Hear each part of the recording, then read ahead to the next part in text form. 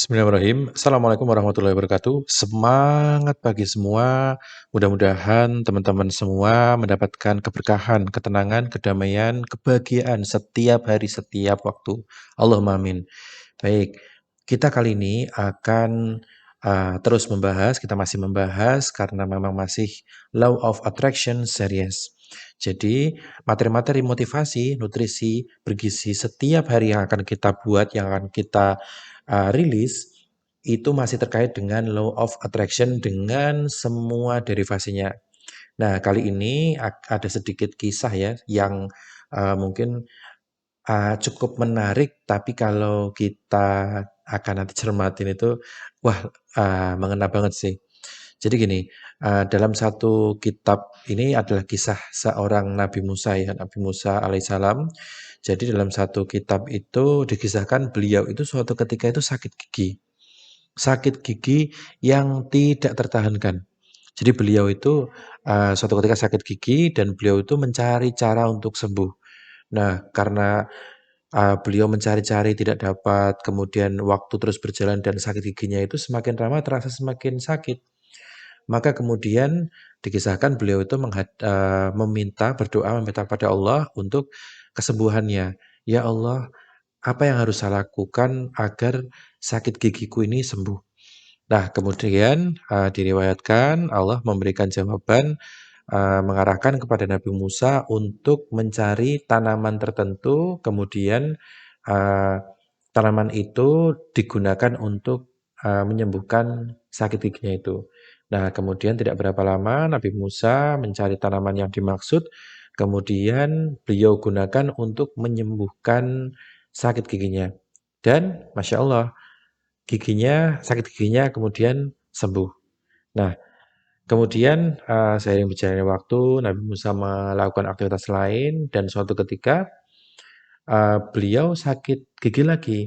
Nah, kemudian karena Nabi Musa itu sudah teredukasi ya, sudah diajarin, sudah teredukasi bahwa, kalau sakit gigi kemudian pakai, tanaman tertentu, maka kemudian dicari tanaman tersebut dan langsung dipakaikan, digunakan ke sakit giginya. Nah, tapi yang terjadi kemudian adalah, "Loh, kok tidak sembuh?" Tidak seperti yang pertama langsung sembuh, yang ini tidak sembuh. Nah, kemudian beliau coba lagi dan tidak sembuh. Dan, kemudian beliau agak sedikit kecewa ya, agak sedikit kecewa, "Kenapa kok tidak sembuh? Padahal sebelumnya sembuh." Nah, kemudian diriwayatkan juga, datanglah penjelasan dari Allah melalui malaikat ya, kemudian disampaikan bahwa jika yang pertama Nabi Musa itu, meminta tolong kepada Allah, berdoa langsung kepada Allah dan kemudian Allah tunjukkan caranya, artinya cara yang dilakukan oleh Nabi Musa itu adalah wasilah atau perantara atau cara untuk menyembuhkan secara rasionalnya, secara realistisnya. Tapi ketika ada masalah, Nabi Musa langsung dulu ke Allah, minta jawaban, minta tolong kepada Allah. Jadi disandarkan pertama ketika ada masalah itu langsung ke Allah dulu. Nah, baru kemudian jalannya dibukakan dan kemudian mendapatkan pertolongan, kesembuhan dalam hal ini ya. Jadi ada problem, kemudian ketemu solusinya. Nah, tapi yang kedua, Nabi Musa itu langsung buru-buru ke wasilahnya. Jadi tidak ke Allah tapi ke wasilahnya langsung, sehingga bukannya kesembuhan yang didapatkan, tapi juga sakitnya tidak kunjung sembuh. Nah, ini adalah pelajaran yang sangat penting bagi kita, setiap manusia yang terus-menerus untuk memperbaiki diri.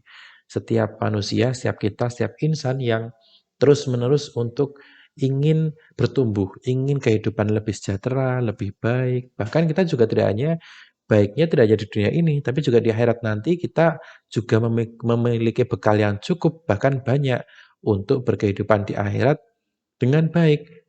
Nah, caranya gimana? Caranya ketika kita bertemu dengan problem, maka pertama kali yang dicari adalah Allah dulu. Jadi kita langsung kembali ke Allah dulu. Kita menggelar sajadah, kita sholat misalnya. Nah, kita berdoa misalnya, kemudian kita utarakan secara langsung secara verbal bahwa kita membutuhkan pertolongan Allah untuk menyelesaikan problem kita. Jadi tidak serta-merta kita cari solusinya langsung. Misalnya kita uh, menemukan problem di lapangan, entah itu problem finansial, atau problem kesehatan, atau problem hukum, atau problem bekerja, hubungan antarpersonal dan sebagainya, maka kita tidak langsung cari solusi. Enggak, teman-teman. Jadi kita tidak langsung cari solusi. Alangkah baiknya, alangkah benarnya, alangkah bijaknya ketika kita langsung ke Allah dulu. Kita minta petunjuk dari Allah dulu. Kita utarakan semua problem kita kepada Allah. Jadi ini adalah, ada yang mengatakan ini adalah adab kita, ini adalah akhlak kita, bagaimana kita berinteraksi, berkomunikasi dengan Allah. Jadi kalau kita langsung ke Allah dulu, maka nanti wasilah itu, karena wasilah itu banyak ya. Jadi wasilah itu banyak, cara untuk menyelesaikan satu problem itu banyak.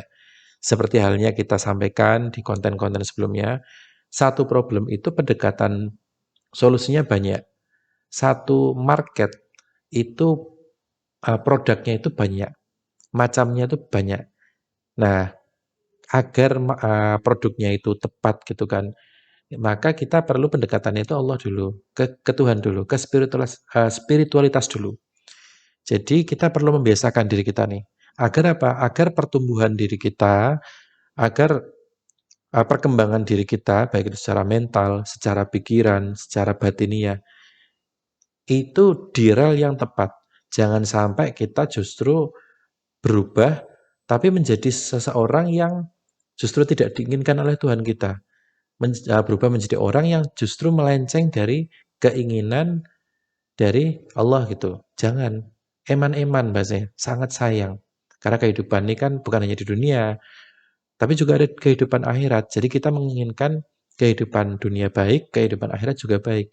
Nah, oleh karena itu kita perlu belajar dari kisahnya Nabi Musa tadi, bahwa kita kembali dulu ke Allah. Kita walaupun itu sudah tahu nih ya, itu sudah tahu bahasanya, sudah teredukasi. Nanti kalau ada problem ini, maka solusinya ini. Kalau ada masalah ini, maka cara penanganannya ini. Kita mungkin sudah tahu, tapi kita tidak serta-merta langsung melakukan eksekusi solusi tersebut. Jangan. Jadi kita ada jeda waktu, langsung ingat Allah dulu. Karena teman-teman sekalian, yang menghadirkan problem itu kan juga Allah. Yang menghadirkan masalah untuk kita kan juga Allah.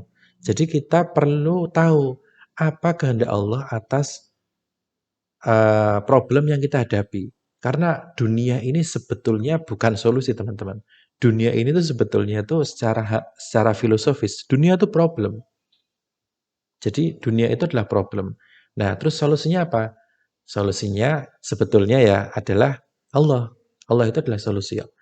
Dituangkan salah satunya dalam bentuk Al-Quran. Karena Al-Quran adalah kalamullah, perkataan Allah.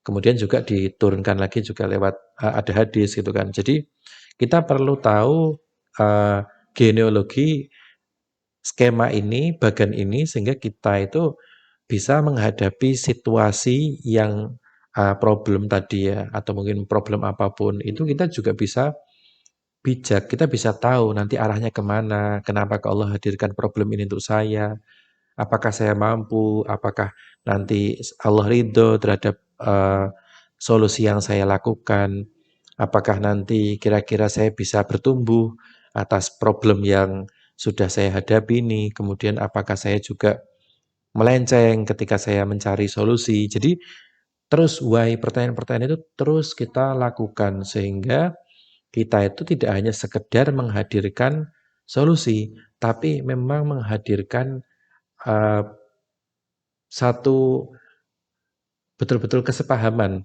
atas apa yang kita lakukan dan atas apa yang diinginkan oleh Allah. Karena ini sebenarnya bab yang ini ya, bab yang ilmunya cukup menengah ke atas lah bahasanya. Ini cukup tinggi teman-teman sekalian.